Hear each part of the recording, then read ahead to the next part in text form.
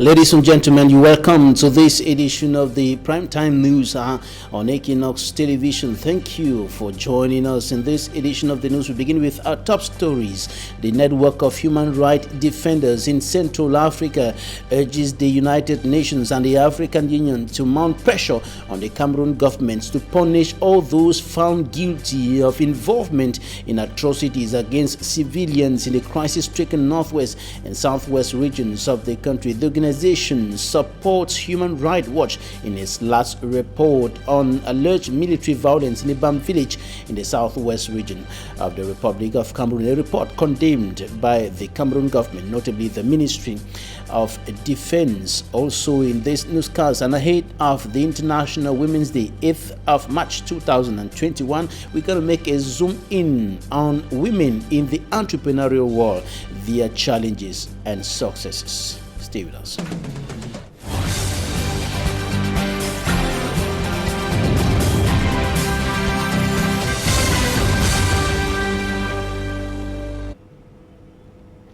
The network of human rights defenders in Central Africa lends its support to Human Rights Watch in its last report on alleged military violence in Ibam village in the southwest region of the Republic of Cameroon. The rights organization supports what Human Rights Watch said about what happened in Ibam village on the 1st of March 2020 when several women, about 20 of them, are said to have been raped by soldiers, many persons killed and properties destroyed, houses burnt down. This report has been condemned by the government of Cameroon, notably the Ministry of Defense of the Republic of Cameroon. Human Rights Watch published that report earlier last month, and of course the right organization Network for Human Rights Defenders in Central Africa is urging the United Nations and the African Union to mount pressure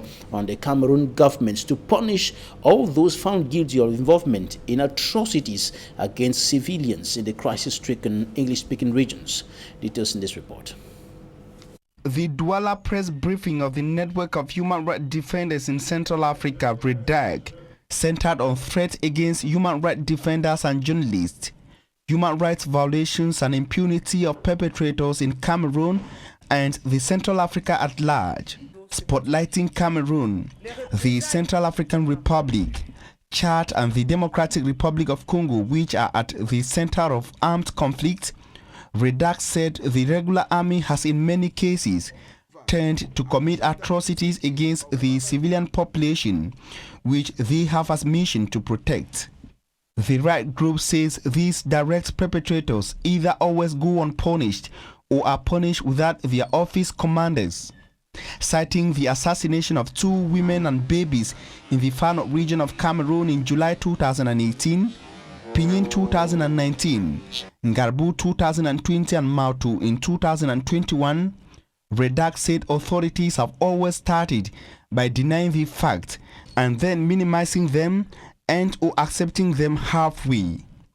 Under this paragraph, REDAC says it remains in solidarity with the Human Rights Watch report of February 26, 2021, which has been criticized and condemned by the governments of Cameroon.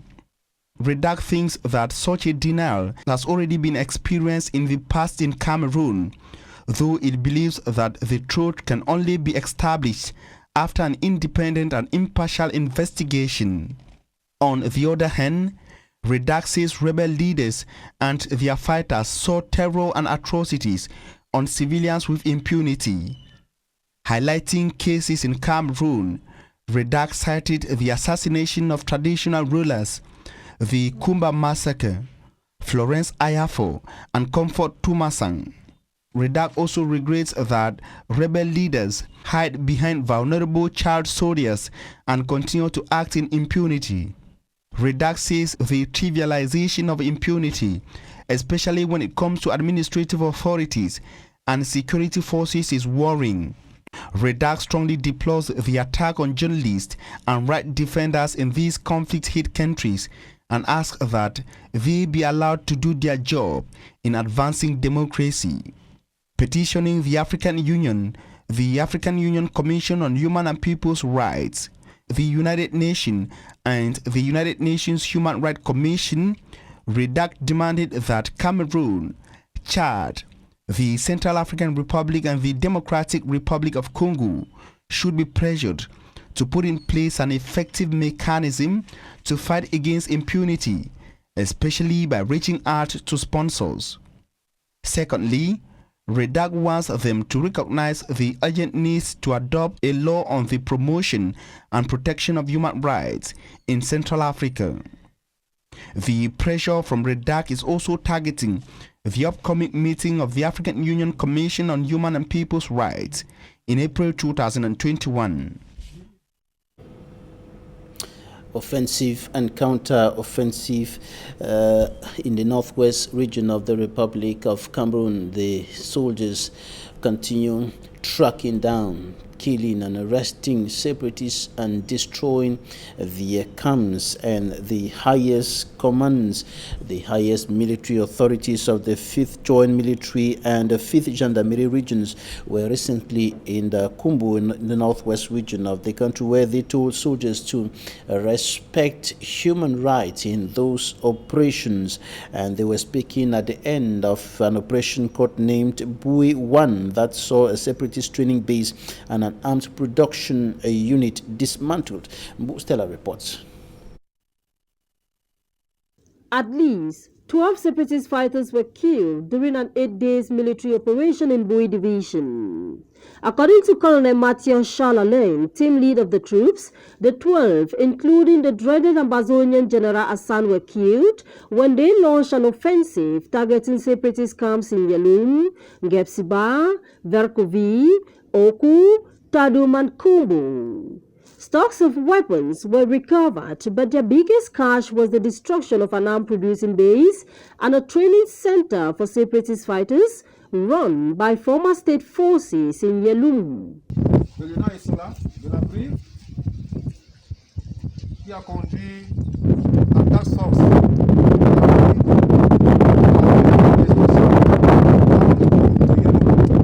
grand camp d'entraînement où on avait un ancien militaire, un ancien gardien de prison qui entraînait les hommes. Cette base a été détruite. Il y avait une usine de fabrication des armes. Et vous allez voir tout de suite, la plupart de ces armes que vous voyez là devant ont été fabriquées dans cette base.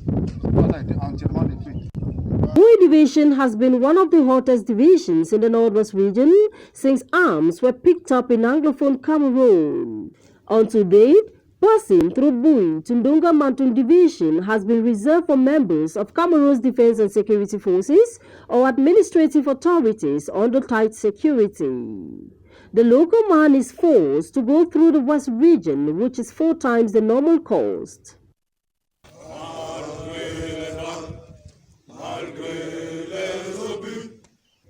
At the start of this operation, codenamed Bui 1, the Cameroon army was the target of an ambush. In all, 3 soldiers were killed and 7 wounded. Making Bui secured for all is what the soldiers term Operation Clean Bui. But several military operations have been greeted with allegations of rights violations. Visiting Generals Cavalet and Equinoxe Divine, commanders of the 5th Joint Military Region and the 5th Gendarmerie Region respectively, while on a control mission to Kumbu, say the operations must continue within the respect of laid down principles. Le combat continue en respectant les droits humains. Vous ne devez pas, il est interdit, des tracasseries, des vols, des viols, etc., etc., tout ce qui ternit l'image des forces de défense et de sécurité. Since the conflict escalated, fightings between government forces and the non-state armed groups have been intense, displacing hundreds of thousands and thousands killed. But the hope of those who are still alive is to freely move from one division to another and carry out their activities like they used to, even though the past has left them with scars. The senior divisional officer of the Meme division in the southwest region of Cameroon has called on police officers or better still schools to punish some students who were arrested by police officers in the Kumba for unlawful practices. And Tundong Chamberlain made the recommendation after talking to those students who were caught naked and some drinking alcohol in the town of Kumba. Smanjik and Gabriel has more. An unannounced assembly at the premises of the senior divisional officer in Kumba. These are all students from different secondary schools in Meme division. They were picked up during a surprise control made by police officers at a waterfall in Barumbi, then ferried to the office of Tundong Chamberlain. Your parents are spending huge amount of money to pay school fees and so on. Look what you are doing. You, this old man, you are from where? Siango? Sources say the police officers caught these students smoking marijuana, drinking whiskey, some dancing naked before their male counterparts, while others were having sexual intercourse. They ask you to go to school and you find yourself where they are smoking banger. The consuming tramadol, dancing naked, speaking half of four and fighters. What's your problem? You don't pity your parents? Eh? After talking to the students, Tundong Chamberlain, the senior divisional officer of Meme division, handed them to the divisional delegate of secondary education, who was given firm instruction to follow up and see how these students are being punished by their different institutions in Meme division. Coronavirus figures are on the rise in the northwest region of the Republic of Cameroon. Frederick Takang now files in updates from Bamenda. In a press release early this week, the Northwest Delegate for Public Health says over 476 COVID cases were recorded the previous week, with 108 recoveries and 8 deaths in the region. Dr. Kingsley Cheso added that a total of 919 infected cases are presently on treatment in the Northwest region, with Batibot and Oku Health District corona-free in the week. Going by this release, the number of new COVID-19 cases and associated death has been increasing since the beginning of 2021. Record of February ending reveals a total of 2,136 COVID infection, 1,120 recoveries, and a total of 98 deaths in the region, with a 4.5 ratio dying after contracting the virus. According to the health personnel in the region, continuous sensitization of the population on the need to respect all COVID-19 barrier measures is primary.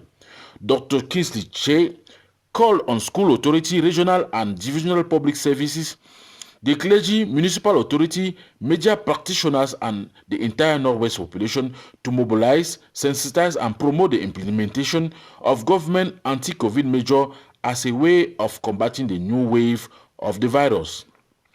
He reiterated on the systematic wearing of face masks, hand washing with soap and running water, observing at least 1.5 meter social distancing, and early COVID-19 testing and treatment so as to break its transmission chain.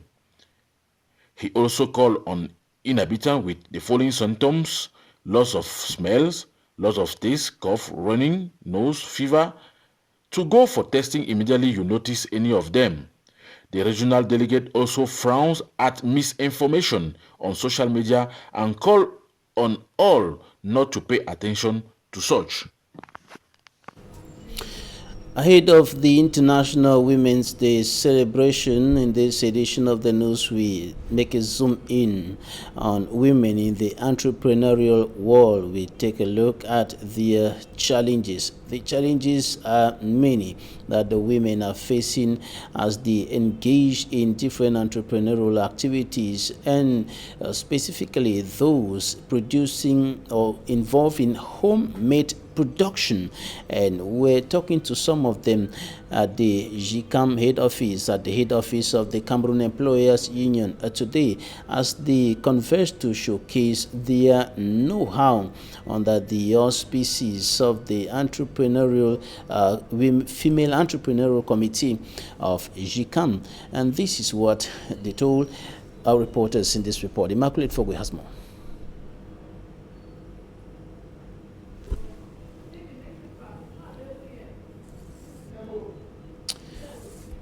Immaculate Fogwe with that report. Now, we'll be coming back to that in a short while. The Canadian High Commissioner to Cameroon, Richard Barley, urges physically challenged women to the country to believe in themselves. Physically challenged women in the country to believe in themselves rather than losing hope. And he was speaking during his visit in the west region of the country, where he discussed with members of the Association of the Blind or persons living with visual disabilities and physically challenged persons. Details in this report by Immaculate Fogwe. Nicole was not born with just one hand, but circumstances of life made her lose it. She had her right hand amputated 2 years ago. Instead of giving up on life, she rather saw several reasons that motivated her to further her tailoring skills. I and my sister got attacked by a thief on our way back home. The thief tried hitting my head with a machete. In defense, I raised my hand and it was cut off by the machete. Her passion for tailoring made her join the Association of the Blind and Physically Challenged, SONAFAC. While here, she and 50 other women coming from Douala, Yaoundé and Bafang were drilled on income-generating activities, with the project being financed by the Canadian High Commission. Many of these women went through traumatic scenes due to their disability. Some were even stigmatized, but this association made them understand that where there is a will, there will definitely be a way. It is a privilege that this project is accompanied by the Canadian High Commission.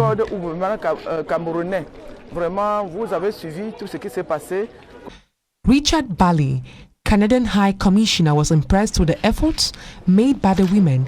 He equally made them understand that disability is not inability.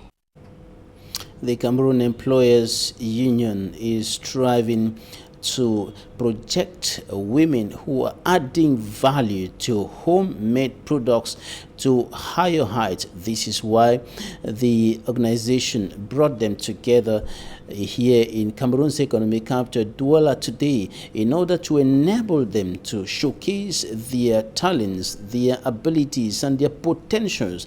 And some of the women spoke to us, telling us what exactly they are doing and the challenges that they are facing.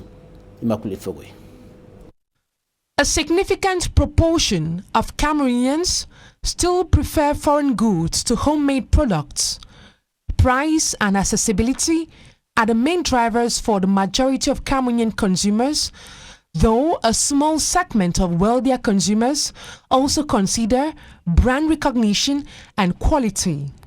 However, products made in Cameroon are fast becoming popular, especially in the agro, food, clothing and shoe sectors. The Female Entrepreneur Commission of Cameroon's Employers Union, GCAM, is striving to project female homemade entrepreneurs to higher heights ahead of the International Women's Day. I put in juice, natural juice, pure natural juice with mango, passion fruit, ginger, cassis mango, pineapple, and many other. Naturally, no addiction, no sugar, no colorant, no anything. I like to see people look good. I love leather. And realizing that there were not so many shoemakers at the time I was starting, it encouraged me to get into it.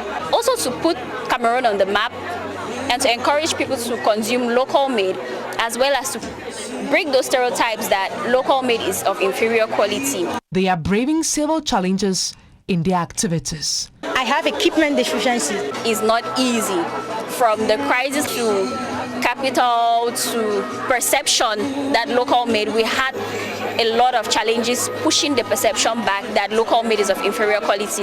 They are expecting a wide range of solutions to their plights from government and other stakeholders. I need more equipment and digital machine that can help me to produce more. In our sector, if tanneries can be made available, it's going to help a lot because it's going to reduce our cost of production, and that way we can be able to produce footwear that almost everybody can afford, and with it still being beautiful and comfortable. The women of GCAM are brainstorming on how to better develop and enhance the representation of women who are adding value to made in Cameroon products.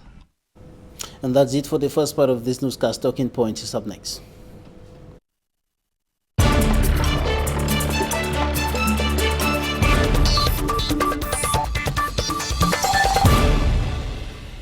Thank you for joining us in this edition of Talking Point. She is involved in the promotion of homemade products, and she is particularly producing something quite interesting.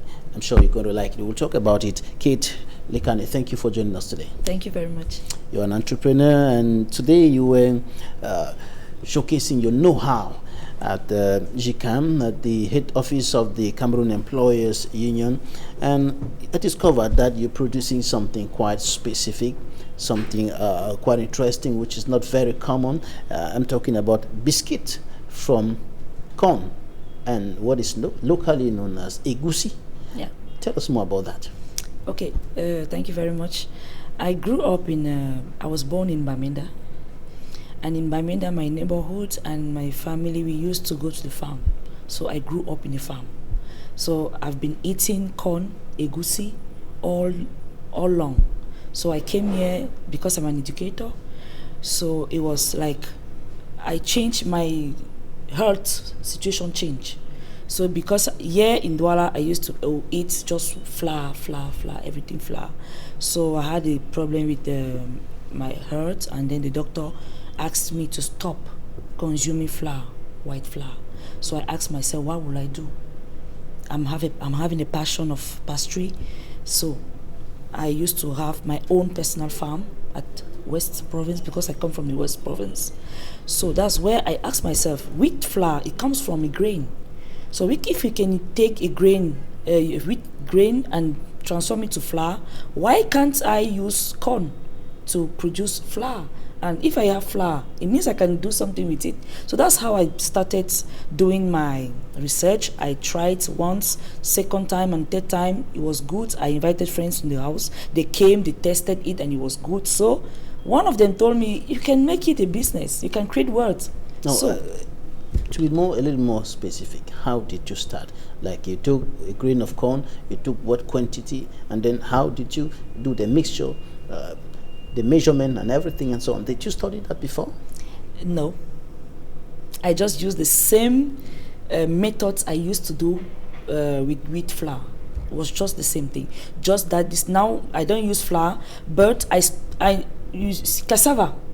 When you do a fufu, it will drag like a glue, because what is inside the wheat flour is that glue that is interesting. What we call gluten. So the gluten it keeps the paste together. The paste together, voila. So they used to tell us that it's only with flour that we can do pastry, while it's not true. The reason is we consumers, we love things that are big, fat. That's why the gluten is in the wheat. But with our own local flour, we don't need it because it's not tolerant to some people, like autist children and diabetic patients. That the doctors, they will refuse them to consume gluten and all the rest. So they are So you can take the corn and the cassava and you get a good flour for pastry.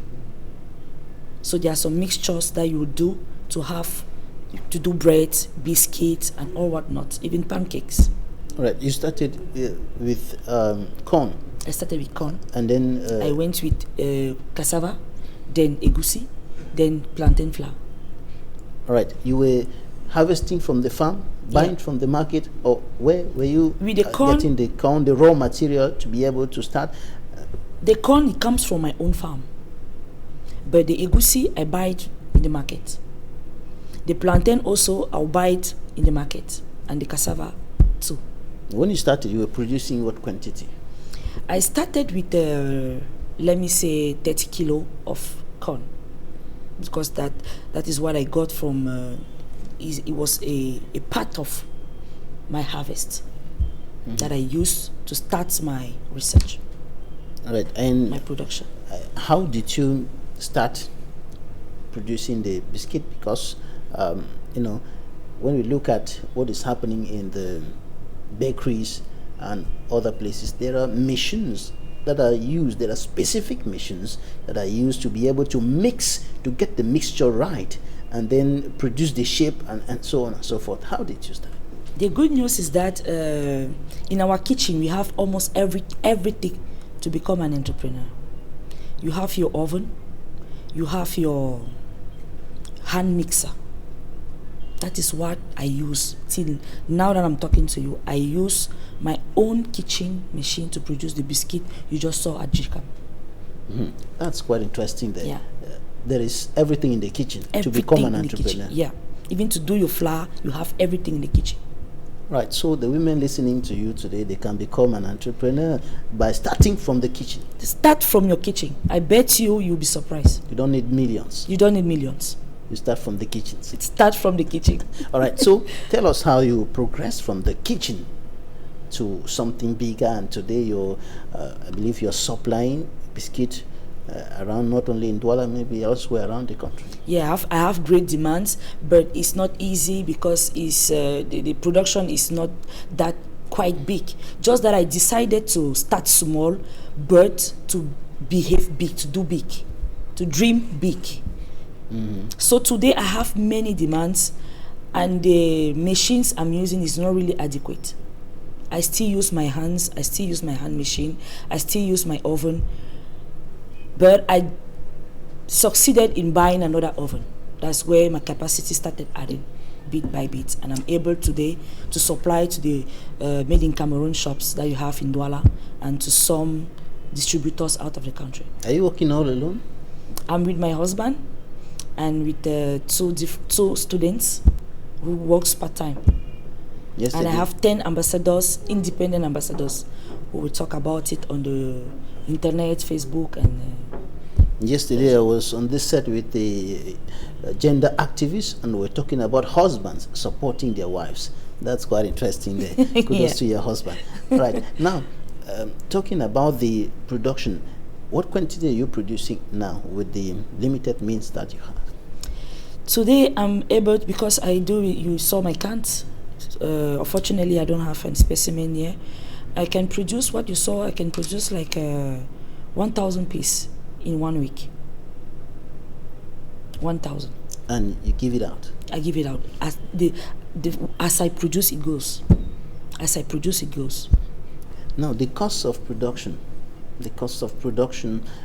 you're using some equipments that are not very appropriate as of now, and you're looking forward to getting something more appropriate for the production of the biscuit, probably in greater quantity. As of now, your cost of production and what you get in return, is there some sort of a balance? Are you gaining, are you pulling out of that activity some profit? For now, I can say it's really, I don't gain a lot of profit. For now, I really want to show, my objective for now is really to show the youth that you can start from nothing and become something. You can start from nothing and become something. You know, that's something that is very easy to say, but now it becomes very difficult when it comes to practicals, and some of us young people are just seeing this thing as something that is abstract, starting from nothing to something. They'll be asking you, but how? How can you start from nothing? I told you have everything in your kitchen. All you use in your kitchen can be the beginning. Don't wait until you have billions before you start. I bet you that if they give you billions, you do nothing with it because you don't know the process. Start by knowing the process. Wherever you have investors that will come in, you'll be an expert. You can start producing 5, 10 You can start biscuits producing and even your supplying flour. to even the house, your neighborhood, supplying to the neighbors. Yeah. And then from there, that's where I am. I'm not. It's not as if I'm already a tycoon in what I'm doing. No, I'm still in the beginning. I'm still learning. My formula are not set yet. I'm still searching. What are the challenges that you're facing at this stage, apart from the fact that you don't have the needed equipments, the appropriate equipments? Okay, the challenges from now is on the marketing. It's not easy because customers are complaining on the prices because they are comparing with what we have in the market. So they will take like what we produce and they will compare with what comes from outside because they believe that what is outside is best than what we are doing locally. And a local made product is done with passion, time. You cannot give a price to your time. You cannot give a price to the time you put in a product. So it's very difficult. And what we produce, it's good for the organism. What this comes from outside, what we sell in great industrial quantity is for the mouth. It's just good in the mouth, but it's not good in the stomach. But what we produce is good in the mouth and in the stomach. You make sure that the content is good and will not be toxic to those because we work with experts. I succeeded today to have the label OCC Origin Cameroon certifié and halal. So when your product is halal, all Muslim can eat. Muslim, they don't eat. They don't just consume any kind of product. Right. So how are you braving those challenges? What about finances? What about the money that you need to carry on with the production? For now, the funds is still really private. It comes from the pocket. We have no financial means. It's not really easy because even those new made in Cameroon shops, they will take the product. They will not pay cash. It's depot vent. When you produce, you keep in the shop. It's after 1-2 months that they'll pay you. It's not really easy, but you don't want to give up. It's not easy. And that's slowing down it's slowing down the whole process. Right now, talking about the demand, you said that as soon as you produce, you have to drop it in the made in Cameroon shops, and sometimes they'll stay there for a month or so. Is there a problem with the number of people who are coming to buy? Why does it have to stay for 1 or 2 months when the quantity is not as important? The problem is that it's not the product that is not selling, but the problem is the management. Sometimes you go to the shop, the products are finished, but they will not pay you. They will insist that they will pay you at the end of the month. Sometimes you will have to produce again, or they will call you that you have to deliver another product, or you have to put another product in the shop while the other product are finished, but they will not pay you. I don't know how I'll explain. The process is so complicated. I don't know. It's very difficult. That's why we are obliged to produce and sell ourselves through Facebook, WhatsApp, and others. Some of the women who spoke to us today said that there is still this issue of inferiority kind of mindset, which prevents many people, many Cameroonians, from purchasing, consuming, and using homemade products. They are still focused, having their minds on made in Italy, made in France, made in the United States, and so on. And then when they see made in Cameroon, it's like there's a question mark on that. What I would tell my fellow Cameroonians is that you have to bear with us. That is not easy. I will not say we we are experts. We are still in the beginning, but I bet you that what was done years back is not more the same thing today.